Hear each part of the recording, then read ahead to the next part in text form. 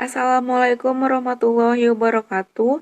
Perkenalkan, nama saya Muazzah Nazlah Hasifah. Saya dari kelas 3C, Fakultas Hukum Universitas Surya Kencana. Di sini saya akan melanjutkan tugas yang telah diberikan oleh Bapak Dr. M. Rendi Aryandi, SHMH, pada mata kuliah Hukum Administrasi Negara. Lalu ada pembatasan dalam arti sempit, yaitu suatu upaya untuk membatasi penyelenggaraan kekuasaan negara pemerintahan melalui perangkat pemerintahan antara hukum administrasi negara. Lalu ada pelaksanaan pembatasan dalam arti sempit ini pada dasarnya dapat dirinci menjadi dua bagian, yaitu tindakan secara intern dan tindakan secara ekstern. Lalu juga ada tindakan secara intern, merupakan pembatasan kekuasaan yang dilakukan oleh sistem pengawasan terhadap pelaksanaan tugas dan fungsi administrasi negara.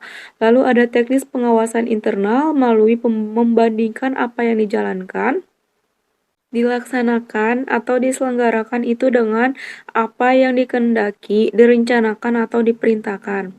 Lalu ada sistem pengawasan atau kontrol tersebut dapat dilaksanakan sebelum dan selama administrasi fungsi negara bertujuan atau bertindak untuk merealisasikan tugas dan fungsi-fungsinya atau preventif, maupun juga setelah tugas dan fungsi-fungsi selesai dilaksanakan represif.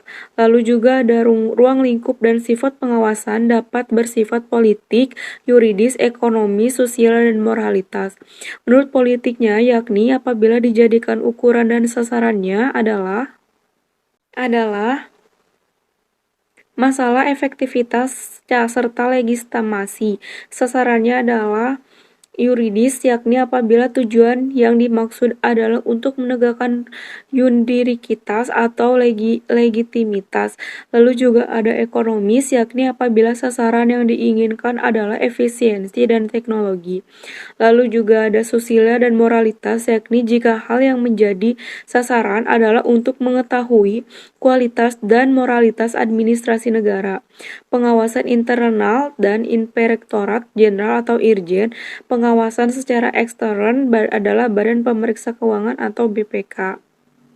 Lalu ada kebanyakan demokrasi kontemporer adalah demokrasi liberal adalah suatu kombinasi dari sistem politik demokrasi dan ideologi politik liberal yang menekankan hak-hak dan nilai-nilai tertentu seperti kepemilikan pribadi, kebebasan negatif, individualisme, dan toleransi.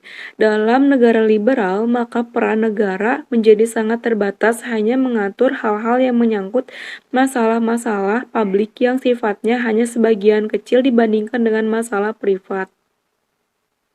Negara makin pesatnya pertambahan jumlah personal penyelenggara fungsi publik, maka diasumsikan akan terjadi peningkatan jumlah korban sebagai akibat penekanan rejim pemerintahan.